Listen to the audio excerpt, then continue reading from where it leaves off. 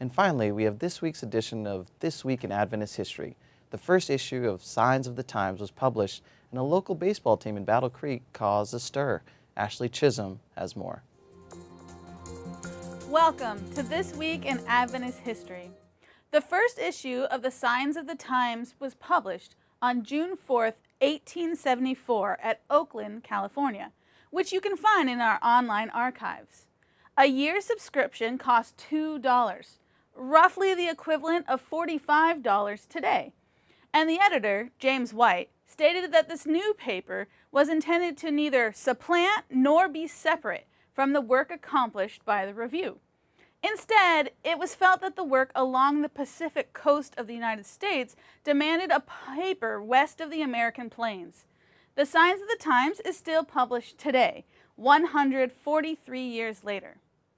On June 6, 1895, the Battle Creek Adventists lost to the Adrian, Michigan Reformers in a baseball game, 6-9. Now, the Battle Creek Adventists had nothing to do with the actual Adventists in Battle Creek, Michigan, as baseball games in the 1890s were not the sort of events attended by Adventists concerned with the Lord's speedy return. It's likely that the team's opponents weren't reformers either.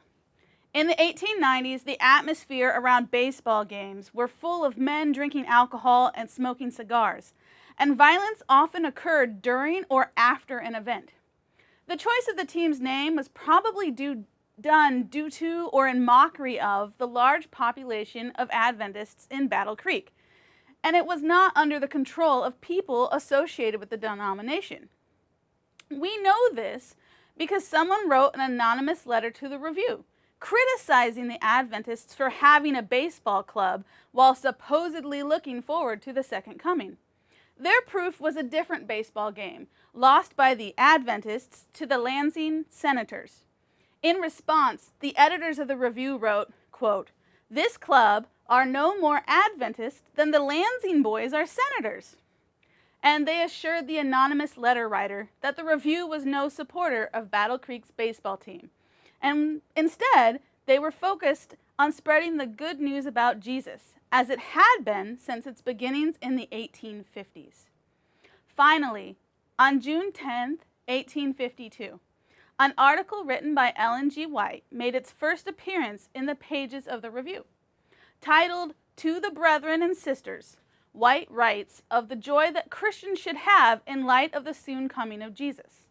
"With such a prospect as this before us, such a glorious hope," she wrote, "such a redemption that Christ has purchased for us by his own blood, shall we hold our peace? Shall we not praise God, even with a loud voice, as the disciples did when Jesus rode into Jerusalem?" And that came from This Week in Adventist History.